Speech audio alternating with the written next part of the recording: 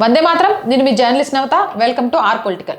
ఈ వీడియోలో చాలా ముఖ్యమైన విషయాల్ని ఈరోజు నేను మీకు తెలియజేయాలనుకుంటున్నాను.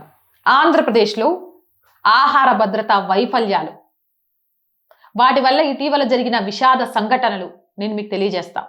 మొదటిది అనకాపల్లిలో జరిగింది. అనకాపల్లి జిల్లాలోని ఒక అనాథాశ్రమంలో జరిగిన హృదయ విదారక ఘటన. కోటౌరట్ల మండలం కైలాసపట్నంలోని పరిశుద్ధాత్మ అగ్నిస్తుతి ఆరాధన ఈ ట్రస్ట్ నిర్వహించే హాస్టల్లో కలుషిత ఆహారం తిని 3 పిల్లలు చనిపోయారు. 37 మందికి పైగా విద్యార్థులు తీవ్ర అస్వస్థతకు గురయ్యారు. ఒక రోజు ముందు వండిన బిర్యానీని, సమోసాను పెట్టడం వల్ల ఇది జరిగింది అని తెలిసింది.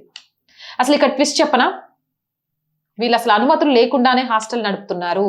అంటే 3 పిల్లలు చచ్చిపోయి 37 మంది ఆరోగ్యం చెడిపోతే తప్ప ఆ హాస్టల్కి అనుమతులు లేవని ఆ హాస్టల్ నిర్వహిస్తున్న కిరణ్ కుమార్ని పోలీసులు అరెస్ట్ చేసిండ్రు. అంటే అప్పటిదాకా అరెస్ట్ చేయకుండా ఉన్నారు. అంటే ప్రాణం పోతే తప్పు జరుగుతోంది అనే విషయాన్ని కనిపెట్టలేకపోతున్నారా? దీని మీద జాతీయ మానవ హక్కుల కమిషన్ కూడా సీరియస్ అయింది, నోటీసులు కూడా ఇచ్చింది. ఇక రెండవది, అన్నిటికంటే సెన్సేషనల్ ఇది. National crime records bureau NCRB గణాంకాల ప్రకారం ఆంధ్రప్రదేశ్ మరియు తెలంగాణ రాష్ట్రాలు ఆహార కల్తీలో దేశంలోనే మొదటి వరుసలో ఉన్నాయి. అంటే కల్తీ ఆహారం ఉన్న స్టేట్స్ గురించి ఒకసారి ఎంక్వైరీ చేస్తే 2 తెలుగు రాష్ట్రాలు ముందులో ఉన్నాయట. కారం పొడి, పసుపు, పాలు, నూనె, టీ పొడి, అల్లం వెల్లుల్లి పేస్ట్, ఇలా నిత్యావసర వస్తువులన్నీ భారీగా కల్తీ జరుగుతున్నట్లు సోదాల్లో కూడా తేలుతోంది. ఇటు హైదరాబాదు, అటు ఆంధ్రప్రదేశ్, ఈ ప్రధాన నగరాల్లో ఈ సమస్య ఎక్కువగా ఉంది. ల్యాబ్ల కొరత తక్కువగా ఉండడం, అలాగే ఆహార భద్రత పర్యవేక్షణ బలహీనంగా ఉండడం, ఇలాంటివి చేయడానికి విచ్చలవిడిగా అయిపోతోంది.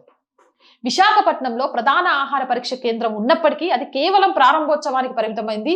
సిబ్బంది లేవు, పరికరాలు లేవు, సరిగ్గా పనిచేయట్లేదు. దాదాపు 2 ఏళ్లుగా నిరుపయోగంగా ఉంది. ఆహార భద్రతా విభాగంలో మంజూరైన పోస్టులు 200కు పైగా ఉంటే ప్రస్తుతం పనిచేస్తున్న వారు 10ల సంఖ్యలో మాత్రమే.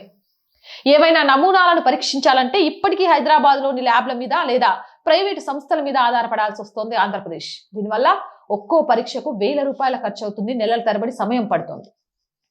ఇటీవల విమర్శల నేపథ్యంలో ప్రభుత్వం కొన్ని కీలక నిర్ణయాలు అయితే తీసుకున్నట్టుగా తెలుస్తోంది. తిరుమల శ్రీవారి ప్రసాదాల నాణ్యతను, ముఖ్యంగా నెయ్యి స్వచ్ఛతను పరీక్షించేందుకు 25 కోట్లతో అత్యాధునిక ల్యాబ్ ని ఏర్పాటు చేస్తున్నారు.